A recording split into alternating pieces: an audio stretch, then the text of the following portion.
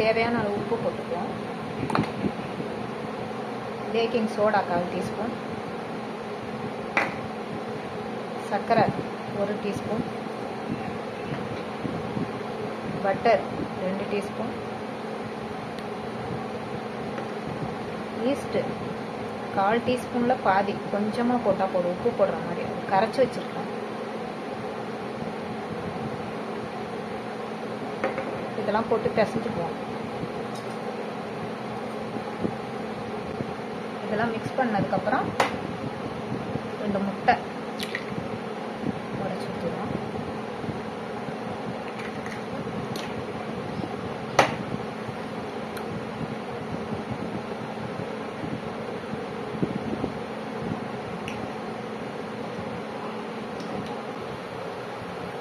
Teaspoon oil போட்டு, இது புளிக்கரண்டியால் 1 புளிக்கரண்டி, பால் 50 milli. முட்டை சேர்க்கறதுனால பால் தேவையில்லை, இருந்தாலும் இப்போ முட்டை சேர்க்காதவங்க 100 மில்லி பால் சேர்த்துக்கணும். இதை நல்லா பிசைஞ்சு எடுத்துக்குவோம்.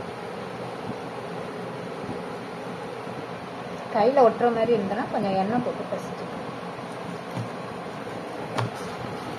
தண்ணியே ஊற்றலை, ஆனாலும் தண்ணி நிறைய இருக்குது.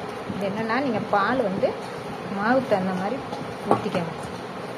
கொஞ்சம் கொஞ்சமாக ஊற்றி பார்த்துட்டு அப்புறம் ஊற்றிக்கலாம். காய்ச்சின பால் தான், கொஞ்சம் கெட்டியாக இருந்தால் நல்லாயிருக்கும். இதுக்கு ஒரு 10 நிமிஷம் அப்படியே வச்சுருவோம். ஈஸ்ட்டு போட்டிருக்கிறதுனால அதிக நேரம் வைக்கணும்னு தேவையில்லை. பால் ஈஸ்ட்டு போட்டிருக்கிறதுனால பால் பார்த்துக்கிட்டு ஊற்றணும். 2 முட்டை போட்டுருக்கோம், அதனால் பால் பிசைஞ்சிட்டு ஊற்றிக்கணும். இப்போ இதை தேய்ச்சிக்குவோம். காஞ்ச மாவு கொஞ்சம் போட்டு தேய்ச்சிக்குவோம்.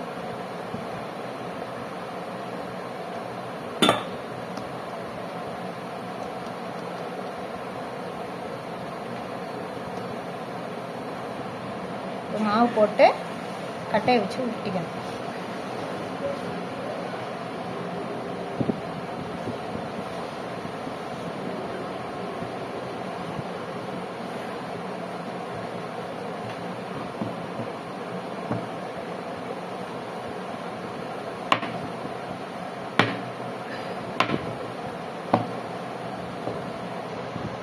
இது மாதிரி நைஸாக பேப்பர் மாதிரி தேய்ச்சிக்கணும்.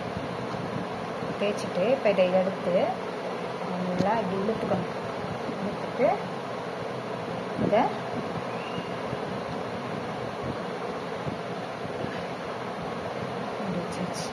வச்சுட்டு அப்படியே மேலே ஒரு கை லைட்டாக நல்லா ஒட்டி விட்டுரும்.